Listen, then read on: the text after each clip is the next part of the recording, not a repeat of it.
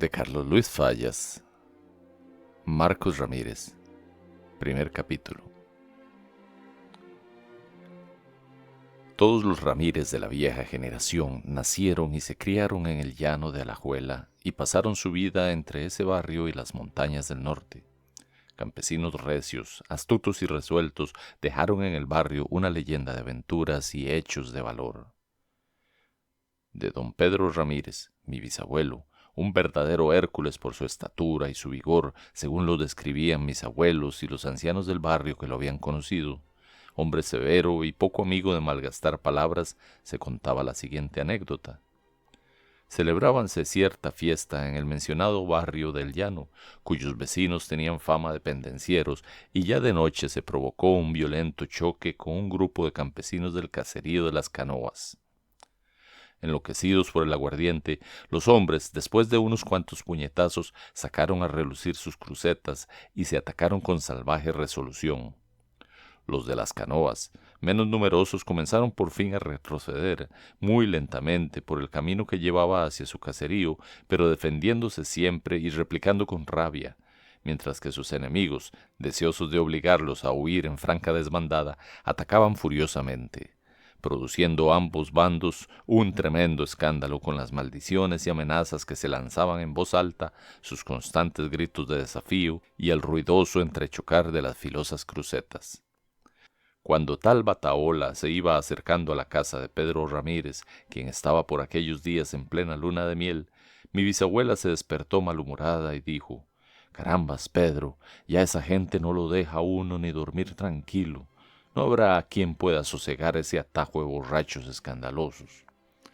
El gigante se levantó sin decir una palabra, salió al camino en paños menores, zafó una de las largas y pesadas varas de la tranquera, y blandiéndola a dos manos empezó a distribuir varazos a diestra y siniestra, malmatando así a no pocos combatientes y haciendo huir a los demás.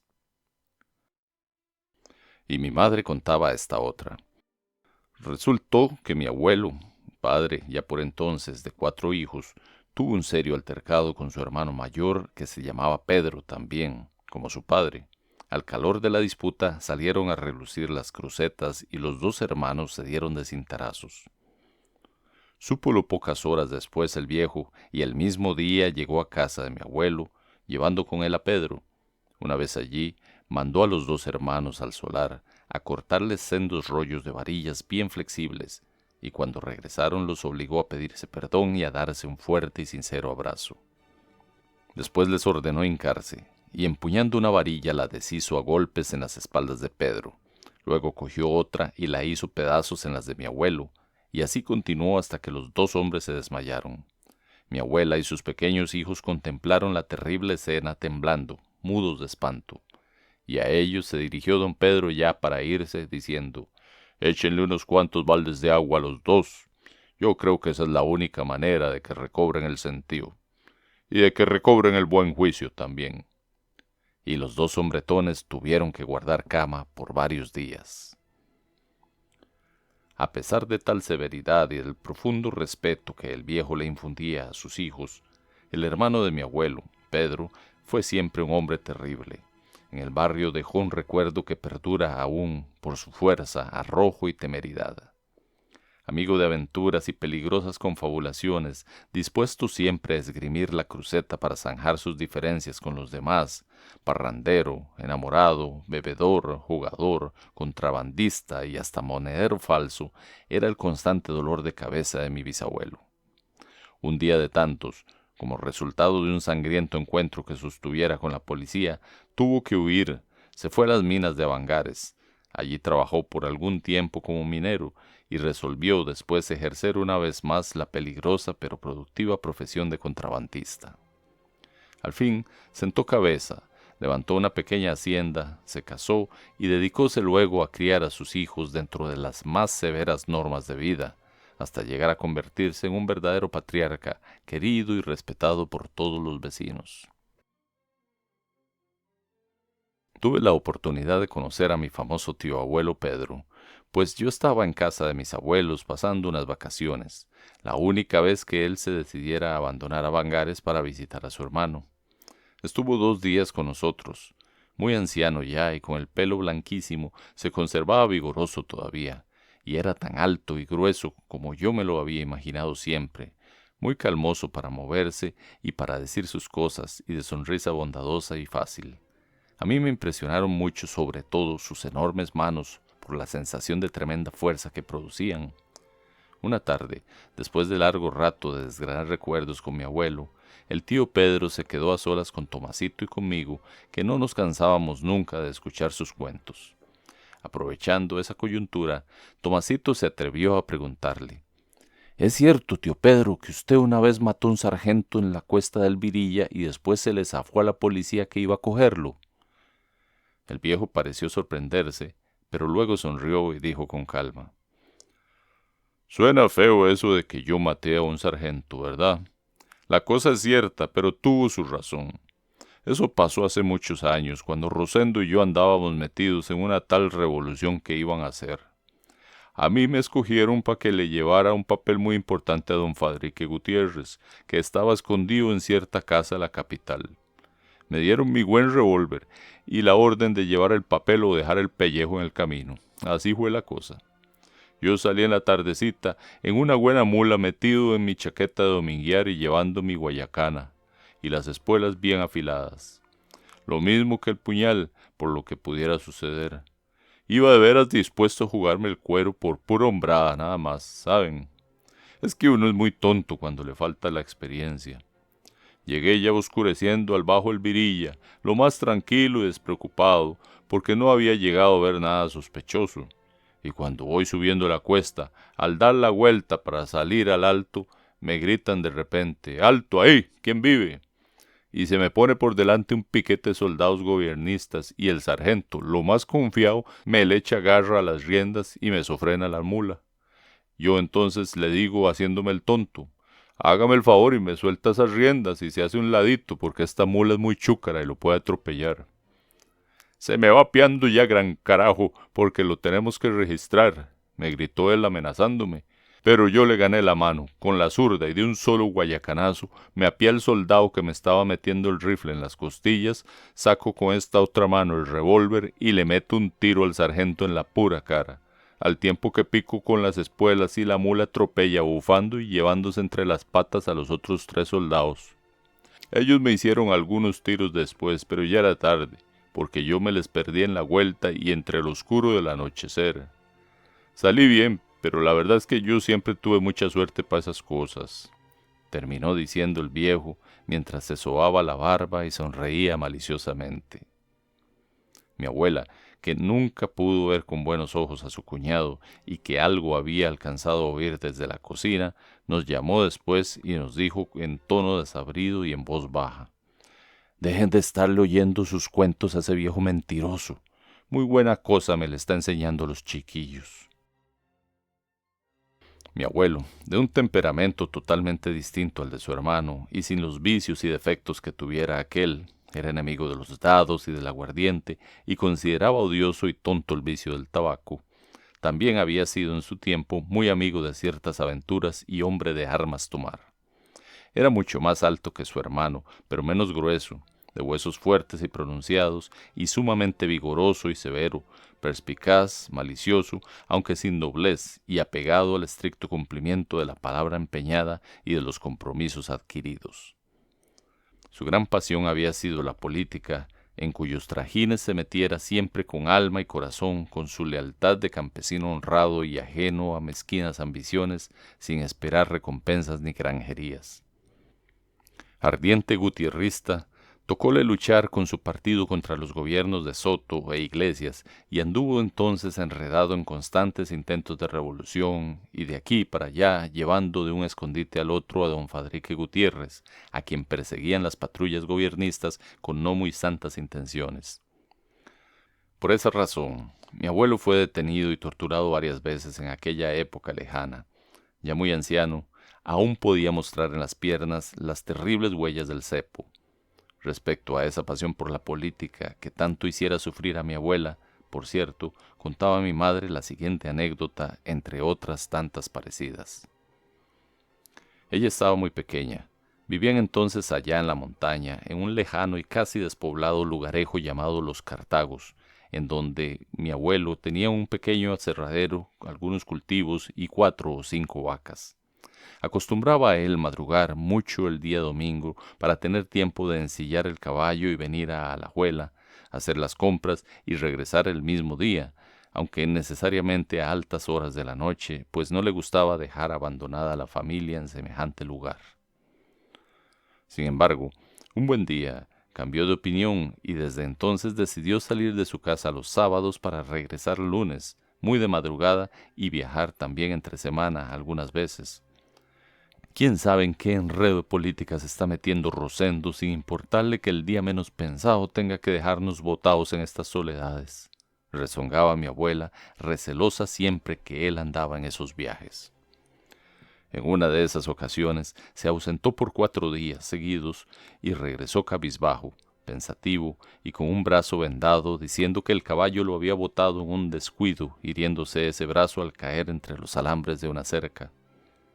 Carambas, qué caballo más maldito, ¿verdad? Había comentado mi abuela agregando. Ojalá que no vaya a resultar trayendo cola esa caída.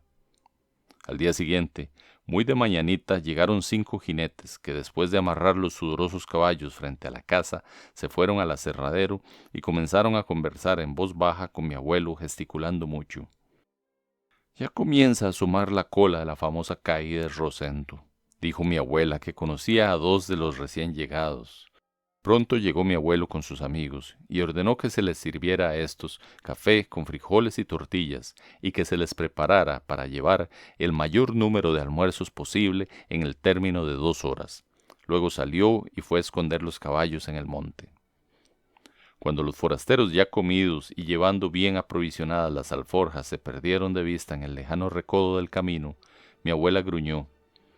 Esos van huyendo para la frontera y su buena gracia se deben de haber pelado con toda seguridad. Y añadió después, hablándole a su marido, ellos van a caballo, bien comidos y con sus buenos almuerzos para el camino, ¿verdad? Pues ojalá que a vos no te toque ir a pie, amarrado y con la panza vacía. Y tal como ella lo predijera, así ocurrió. Al día siguiente la casa amaneció rodeada por el resguardo. Hicieron preso a mi abuelo, no lo dejaron ensillar el caballo ni tomar café y se lo llevaron amarrado.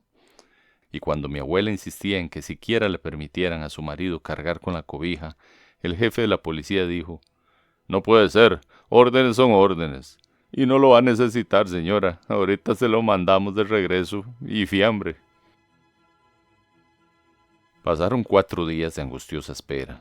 Mi abuela, desesperada, el domingo muy temprano ensilló el caballo y, dejando sus muchachos encerrados en la casa por temor al tigre, se vino a la ciudad en busca de noticias.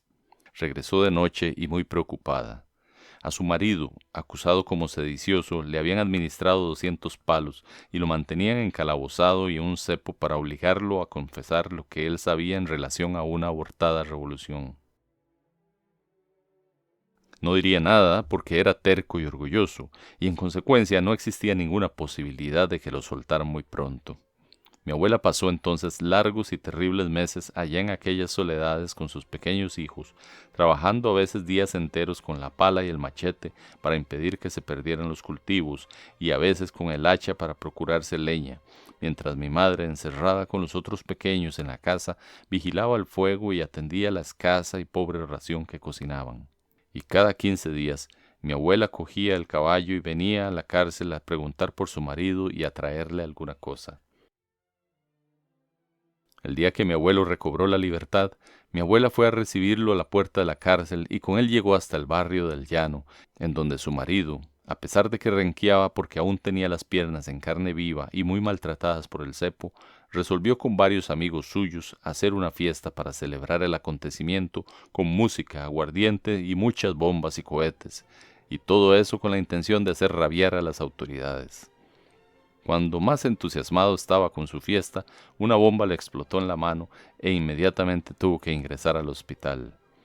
Por eso, mi abuela regresó sola de nuevo a seguir pasando necesidades durante 1 mes y medio más, que eso fue lo que tardó la mano de mi abuelo para sanar. Mis tías contaban que mi abuelo había peleado una vez mano a mano con el Cadejos, y mi madre también, aunque no muy convencida. Ella sí recordaba cómo entrara esa noche su padre en la casa con la mellada cruceta en la mano. Había dejado perdida la cubierta, la ropa hecha jirones y con muchas heridas, golpes y raspones en el cuerpo. Mi abuelo llegó contando entonces que él venía de la pequeña hacienda que poseía allá bastante lejos, en donde se le hiciera tarde velando a un ladrón que, según había comprobado, casi todas las noches se robaba 2 o 3 racimos de plátanos. Pero no llegó esa noche el ladrón, y él regresaba apresuradamente por lo avanzado de la hora, cuando al bajar la cuesta de las canoas alcanzó a ver de pronto a la luz de la luna y en medio del camino al Cadejos, muy sentado en sus cuartos traseros, amenazándolo y cerrándole el paso. Y como él no quería amanecer allí, sacó la cruceta, se persinó con ella y sin pensarlo más se echó encima de la horrible bestia, tratando de trozarla y diciendo: «En nombre de Dios, te apartas o te aparto, bandido». Pero la cruceta cortaba aire nada más y rebotaba contra las piedras, haciéndolas chispear, mientras el Cadejos lo hería y desgarraba con las uñas y a pechadas lo hacía caer de espaldas sobre el polvo y los guijarros del camino. Él se levantaba furioso y volvía a caer de nuevo, hasta que recordó un consejo que le oyera a alguno, y le dio vuelta a la cruceta para amenazar con la cruz de la empuñadura, exclamando: «Vences el filo, maldito, pero la cruz te vence a vos». Y entonces el Cadejos huyó lanzando roncos aullidos, subió el paredón y desde el alto comenzó a gruñirle, mientras se iba moviendo al mismo paso que él, y en ese son de amenaza había llegado hasta la propia tranquera de la casa. Eso fue lo que llegó contando mi abuelo esa noche, y afirmando, al terminar su relato, que aún era tiempo de que se asomaran a ver los ojos del Cadejos brillando como gusanos de luz allá bajo el frondoso mango que se alzaba al frente del otro lado del camino. ¿Con qué hacías la cosa, Rosendo? Mucho me gustaría saber qué clase de Cadejos es ese, porque estas heridas que tenés más me parecen cortadas que rasguños», había dicho entonces mi abuela con un dejo de malicia, agregando después, al concluir de curarse a su marido: «Ese maldito Cadejos te ha dejado igual que como viniste la otra vez cuando tuviste la ocurrencia de ir con tu hermano y aquellos otros atarantados a deshacerle su reunión a los tales civilistas. ¿Verdad que sí, Rosendo?». La acequia que corría por la propiedad de mi abuelo en el llano era el brazo derecho de otra muy grande que venía del río Brasil y cuyo segundo brazo fluía hacia el sur, habilitando fincas y muchos sembradíos. La acequia grande se bifurcaba precisamente al llegar a la cerca de esa propiedad de mi abuelo. Cuando él resolvió montar el trapiche, resultó que, de acuerdo con cálculos que hiciera, su acequia no bastaba para mover una rueda de las dimensiones debidas. Necesitaba un mayor caudal y para eso tenía que ahondar su acequia, con el consiguiente perjuicio para los vecinos que disfrutaban el agua de la otra, cuyo caudal tendría que disminuir en la misma proporción en que mi abuelo aumentase el de la suya. Por tal razón, no existía ni la más remota posibilidad de obtener el consentimiento de aquellos vecinos y menos aún el necesario permiso de las autoridades. Entendiéndolo así, no hizo gestión alguna ni le habló a nadie del asunto. Sin embargo, mi abuelo montó su trapiche y tuvo el caudal necesario para mover su rueda sin que ninguno pudiera probar nunca que él hubiese alterado la distribución del agua. Eso sí, los vecinos vivieron cierto tiempo atemorizados por un fantasma que flotaba todas las noches sobre la propia bifurcación de la acequia madre, el cual les infundió tanto temor que desde aquellos días se acostumbraron todos a no pasar por allí una vez anochecido y a acostarse muy temprano. Y los beneficiarios de la otra acequia tuvieron menos agua desde entonces, sin que llegaran a sospechar siquiera cómo y por qué había ocurrido esa disminución. Por supuesto, con una sábana, su calabazo y una vela, mi abuelo había improvisado aquel fantasma, que al comenzar la noche colgaba en el tronco de un viejo poró, muy cerca del entronque de las acequias, y entonces, al abrigo ya de miradas indiscretas, ponía una compuerta para echar por la otra acequia el agua de la suya. Encendía la lámpara y se dedicaba con toda tranquilidad a ahondar el cauce con la ayuda de su hermano, trabajando en eso hasta las 3 de la mañana, hora en que quitaba la compuerta y recogía el fantasma para continuar la tarea en la siguiente noche. y así con esta astucia obtuvo el aumento del caudal que necesitaba para mover su trapiche. He querido relatar las anteriores anécdotas, escogidas al azar entre muchas otras, porque ellas resumen la vida de los viejos Ramírez del Llano.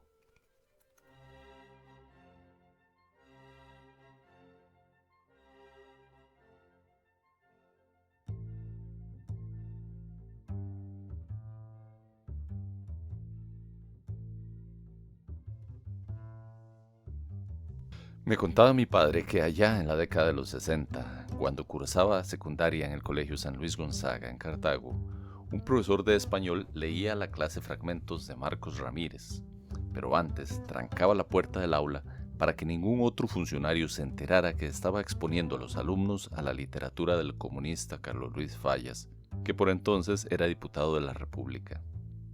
Esta novela, que habla de las vivencias de un niño de zona rural que tuvo que emigrar a la ciudad en medio de la pobreza generalizada de Costa Rica durante las primeras décadas del siglo XX, es la menos política de las publicaciones del autor. Pero aún así, esta anécdota habla mucho del miedo que durante la Guerra Fría el sistema le tenía a los mejores escritores del país. Tanto Fallas como Joaquín Gutiérrez, como Carmen Lira y muchos otros más que siguen poniendo muy en alto la literatura nacional, eran comunistas y fueron exiliados después de la guerra de 1948 y durante años sus obras se leían mucho más en otros países que en nuestra propia tierra. Hoy ya no es el miedo al comunismo, sino el miedo al pensamiento crítico el que evita que se lea de forma masiva grandes obras suyas como Mamita Yunay o Gentes y Gentecillas, donde se denunciaba la explotación de los trabajadores o el clasismo inherente en la sociedad costarricense. Mi intención de leerte este primer capítulo de Marcos Ramírez es darte una pincelada de lo que hay en la novela y que la busques y la leas completa por tu cuenta. No te va a decepcionar, no importa si no eres de Costa Rica, porque en el fondo el humor y la nostalgia de las aventuras de Marcos son las que cualquier niño latinoamericano puede haber vivido en aquellas épocas. Si te gustó esta narración, suscríbete y aporta un comentario para que nos ayudes a crecer y continuar trayendo contenido como el que acabas de escuchar. También, y más importante aún, recuerda compartirla, porque muchos oídos necesitan de buena literatura en esos tiempos de locura. Te espero en la próxima con otro relato u otro primer capítulo que te empuje a leer por tu cuenta el resto de la novela. Soy Antonio Gamboa y esto fue producido en El Paraíso. Hasta la próxima.